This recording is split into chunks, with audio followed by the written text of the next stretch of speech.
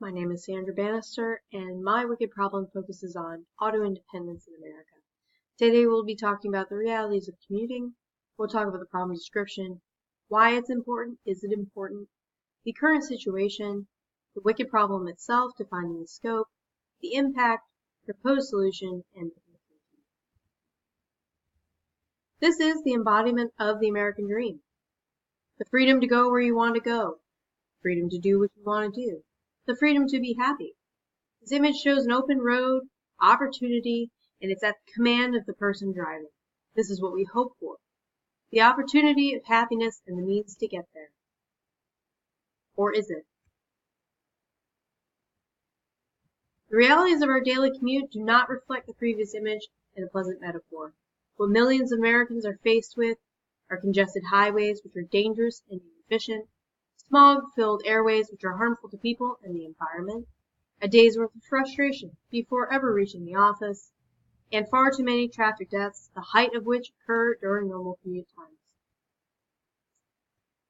If this image doesn't actually represent the American dream, is the problem with the American dream? Perhaps this image should be recategorized as representing the most ideal circumstance. The problem isn't with the American dream. The problem is what to do with all of the real-world situations that Americans in pursuit of the American dream find themselves in. What can be done to help millions of Americans in congested highways who are late for work, frustrated at being cut off, and about being late, narrowly avoiding an accident or finding themselves in that accident, having to minimize time outside due to air quality? What can be done to decrease these instances and increase opportunities like that seen in the video? This video is from Mini Cooper ad. The idealized scenario is what car companies would like to keep us focused on. What's more, they want to correlate driving their car with producing this scenario. But this is simply not the case and is not what so many Americans are actually dealing with. We need a better solution, a real solution. The American reliance on personal automobiles affects many people for many different reasons. The fact of the matter is that the current system of transportation is inadequate to serve those who can't afford a car due to unreliable schedules, poorly funded infrastructure, and mass transit, and the negative cultural stigma attached. The environmental conscious who may wish to choose alternative means are left in a similar situation, as well as those who want to choose alternative transportation for health or productivity reasons. Sitting in a car is time that could be spent doing other things. For those looking to be healthier, walking or biking would be a great option. Ultimately, it affects you. If you were told one day by anyone who had the authority to do so that you were not allowed to use your car the next day and you couldn't use somebody else's car, either your friend, Lyft, Uber, or a cab, would you know what to do? Would you be able to function, get to work, and get all of your activities done? The fact is that a majority of individuals do not know what transportation exists around them, and the common belief is that they're more trouble than they're worth. In a survey of 25 people, 68% stated that they would be unlikely to use another form of transportation other than automobile. When asked why, it was not due to love of driving, but rather convenience, and not having options available or not knowing what options were available. This wicked problem solution aims to increase transportation independence in America by increasing the knowledge of the average American on transportation options by unifying the options into one place, increasing demand for alternatives to the gasoline vehicle by showing route availability, and lastly, rebranding the idea of commuting as being exclusively by personal automobile. The American Public Transportation Association reported that public transportation is a $68 billion industry, yet 55% of Americans do not have access to it. Those 55% of Americans are also paying for the cost of their own vehicles and the gas that goes into them. The average American paying $1,400 in 2017 just to fill up their car. Though public transportation on average is allocated only 5 to 10% of the state budget, since a majority of those paying for it are commuting by other means, this is an add-on cost of living. From an infrastructure vantage point, mass transit loses money with the way funds are currently utilized. The Hamilton Project, surveying over 1,800 mass transit systems, found that only 2% generated revenue that exceeded operating costs. And all rail-based systems, subways, monorail, train, operated at a loss. Additionally, the money that is allocated is often not enough to revamp systems or infrastructure in need of overhaul, so that money is essentially a loss. The customer is also impacted by safety concerns. In 2016, reported one of the most dangerous years for vehicular deaths, with nearly 40,000 people dying by driving. To compound this issue, Berman reported in his article that data collected about auto accidents had placed 25% of them occurring during normal daily commute hours. Similarly, the amount of time wasted in commuting in a car is time that could be spent doing other things. This time is rising based on the population overcrowding of the roads. Compared to mass transit, where the time could be spent preparing for the morning meeting, reading the paper, relaxing, reading a book, overcrowded highways are getting increasingly bottlenecked with commuters, leaving those traveling by car with less time and higher stress levels. This time delay is one of the largest grievances against our current system of public transportation, and what is currently available is unreliable and takes longer than the individual commuting. This is largely based on the gasoline car-centric development of cities in the 1950s, and urban and suburban sprawl. Basically what this means is that there was an expectation that people were going to commute via personal automobile, and so communities were built around that expectation, leaving the person in the community and the available housing away from public transportation and reliant on the personal automobile for transportation. Francois Sagan said, "Money may not buy happiness, but I'd rather cry in a Jaguar than on a bus."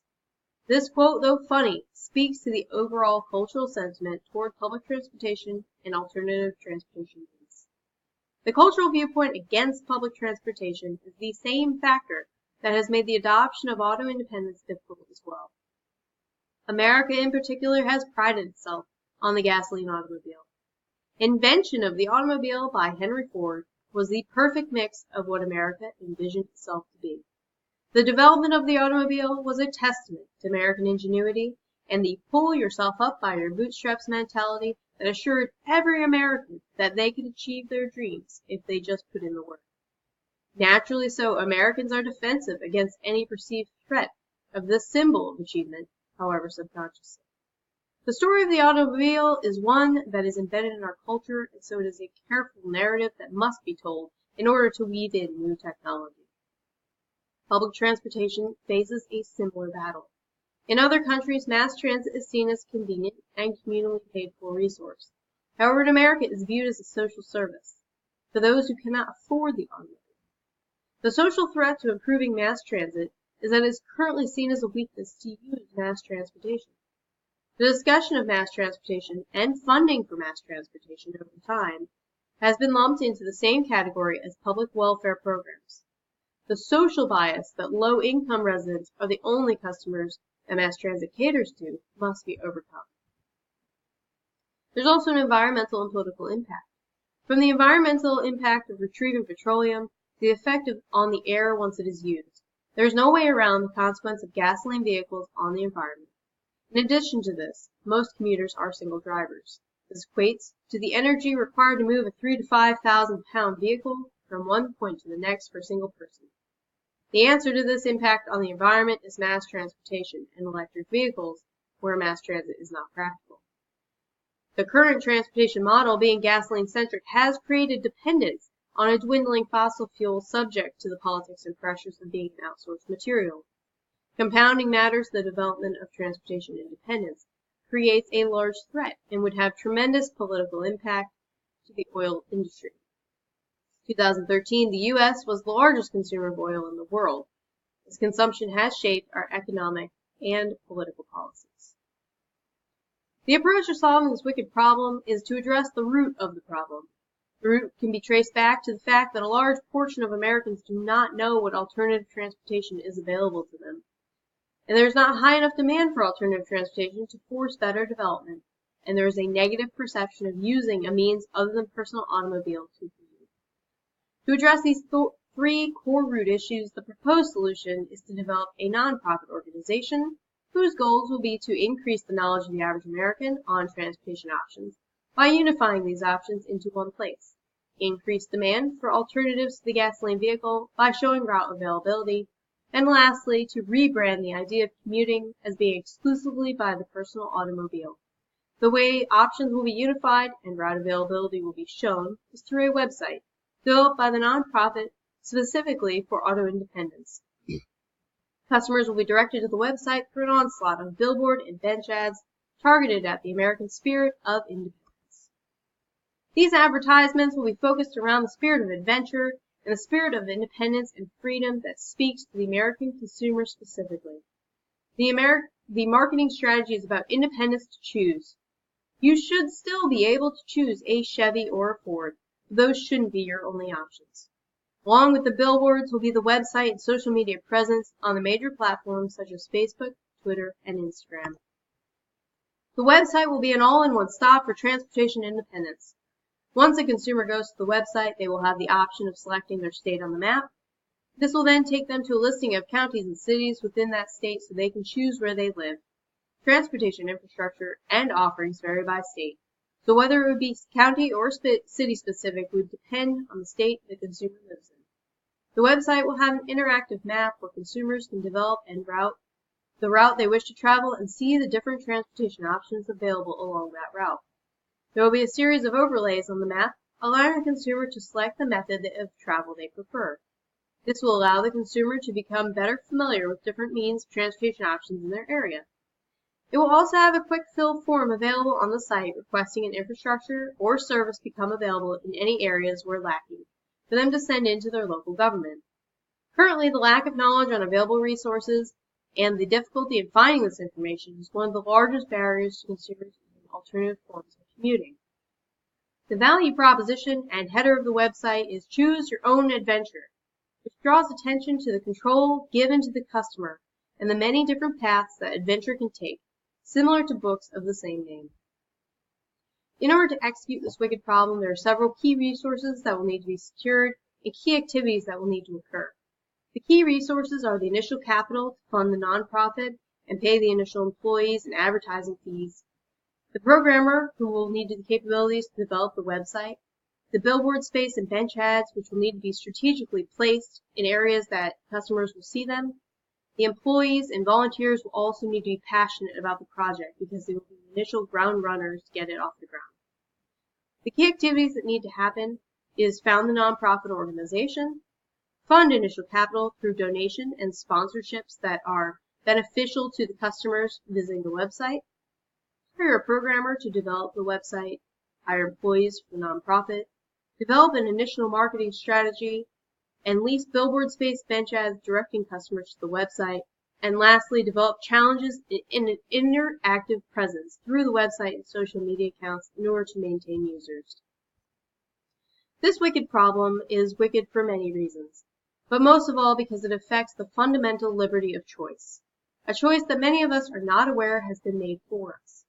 Many individuals pride themselves on what car they have chosen, but they never wonder why they had to choose a car in the first place.